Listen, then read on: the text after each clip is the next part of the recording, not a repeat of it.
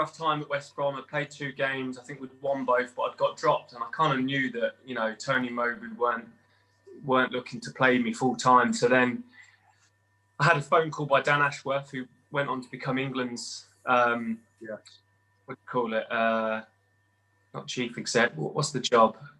He's now at Brighton, but he was with Hodge at the time.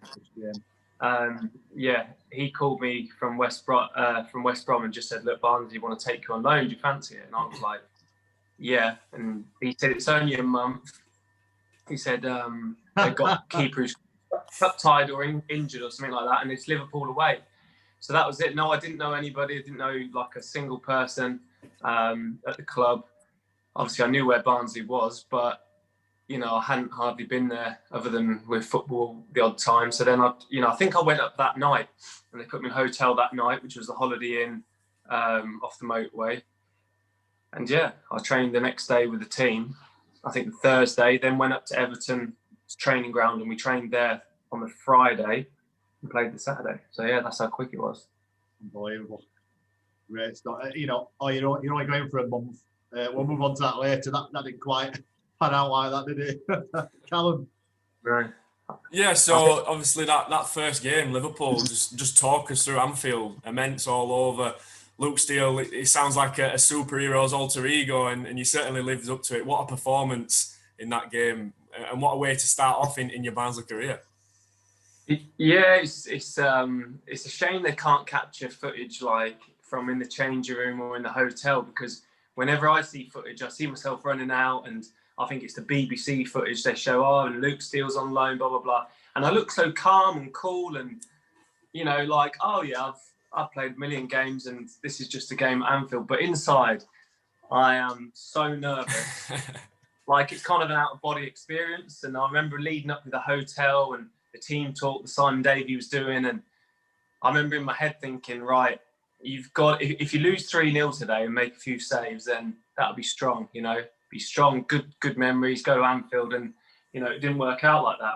I ended up making quite a few more saves than I'd anticipated, and we won the game. But, you know, inside my head, people say, oh yeah, you're ready, you know, whatever. You're not ready, you're not like happy, you're not calm. I weren't like happy to be there. At that point, when I was about to play, I was thinking, Jesus, like, what's going to happen here? I've not played in months and blah, blah, blah. But, you know, it all seemed to flow, and, you know, I seemed to produce the goods on the day. So the day that I still talk about now, and I'll probably always talk about when asked, because it was something that put me on the map, you know, put me on the map on a larger scale than just FA Youth Cup and team, like, talent, do you know what I mean? So it was absolutely amazing. I mean, I think the first half, when we went in 1-0 down, I was buzzing because I'd made a few saves. It's just 1-0.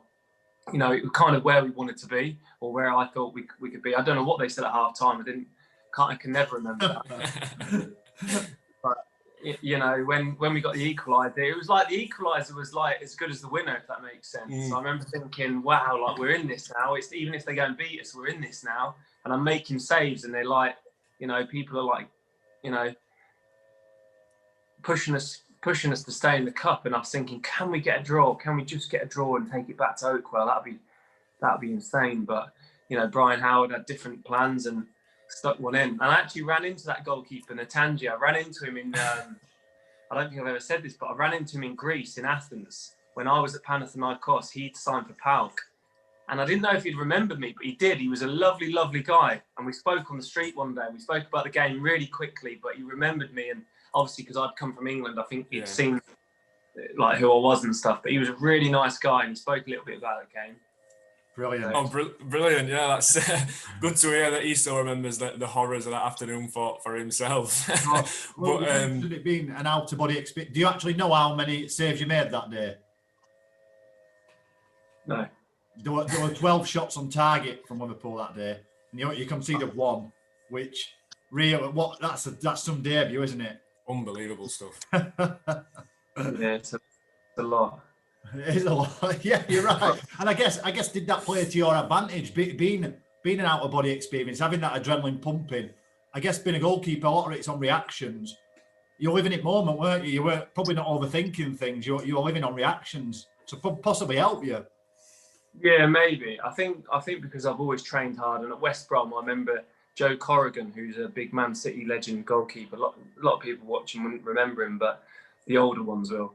He trained me so hard, and you know, even when I weren't happy and I weren't in the team, he was just like full pelt at me, and he was really, really good. And I think leading up to that, I was in such good condition because I had this kind of like mentality where I was just obsessed at that point. When somebody, like, it was kind of the first sticking point in my career where I hadn't been played, and you know, I didn't feel wanted at all at West Brom, and I just wanted to get going. And I remember just beasting it every day, and the better I did at West Brom, I felt the further I was to being number one. But Dean Carley was playing so well, I couldn't really complain looking back. But you know, I think I was so in tune with training and things like that at the time that, you know, looking back, I was ready. Physically, I was ready. I didn't know I was mentally ready, but you know, you need that opportunity. So that's why I always say to the young ones who are not happy or they're not playing, the youth team, reserves, always be ready, because when you have the opportunity, you know, if you're not physically fit or in tune with